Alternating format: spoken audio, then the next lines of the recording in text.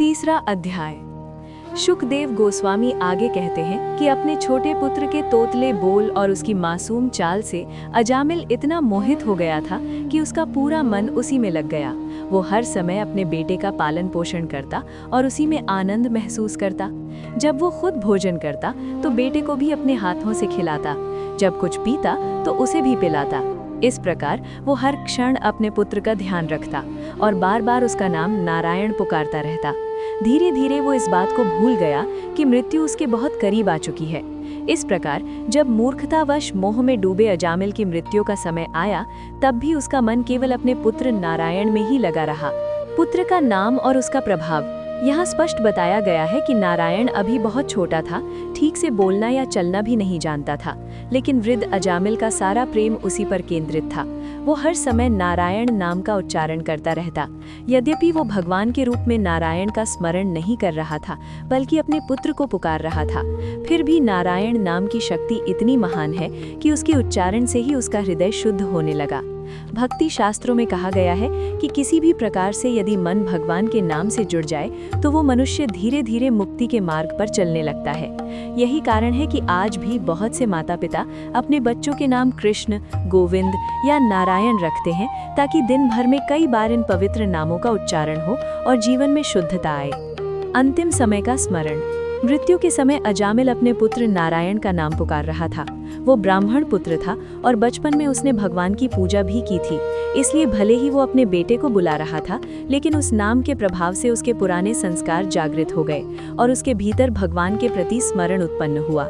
शास्त्रों में कहा गया है कि मनुष्य जीवन की सबसे बड़ी सफलता यही है कि अंतिम समय में भगवान का स्मरण हो, चाहे वो ज्ञान, योग या अपने कर्तव्यों के पालन से प्राप्त हुआ हो।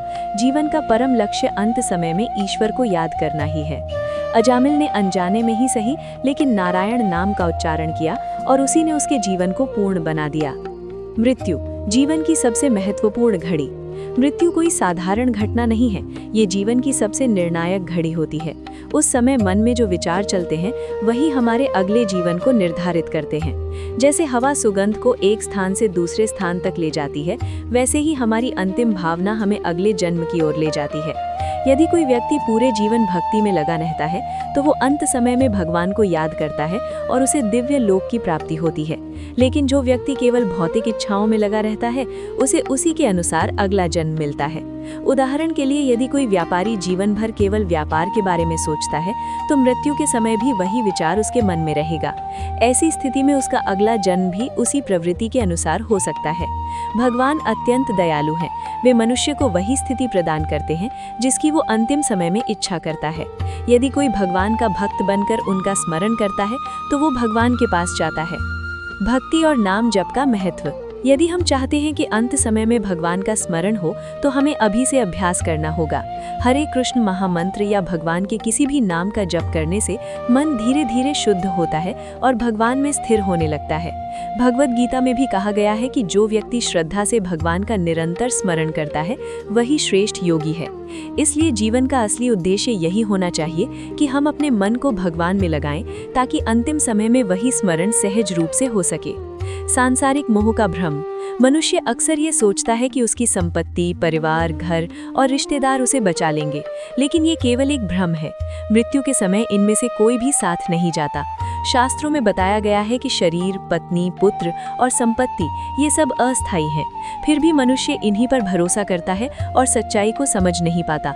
जैसे युद्ध के मैदान में सैनिक एक एक करके गिरते जाते हैं, वैसे ही जीवन में हमारे अपने लोग भी एक दिन चले जाते हैं। हमारे पिता, दादा और पूर्वज भी कभी जीवित थे, लेकिन आज वो नहीं है। इसी तरह एक दिन हम भी इस संसार को छोड़ देंगे। फिर हम किस पर भरोसा कर सकते हैं? निष्कर्ष। इस कथा का सार यही है कि जीवन बहुत अनिश्चित है और मृत्यु कभी भी आ सकती है। इसलिए बुद्धिमान वही है जो अभी से अपने जीवन को सही दिशा देता है। हमें अपने बच्चों को अच्छे संस्कार देने चाहिए, भगवान के नाम से जोड़ना चाहिए और स्वयं भी भक्ति का अभ्यास करना चाहिए, क्योंकि अंत समय में वही याद आएगा जो हमने पूरे जीवन में किया है। अजामिल की कथा हमें सिखाती है कि भगवान का नाम इतना शक्तिशाली है कि अनजाने में लिया गया नाम भी जीवन को बदल सकता है। इसलिए यदि हम सचेत होकर भक्ति करें तो हमारा जीवन और अंत दोनों सफल हो सकते हैं।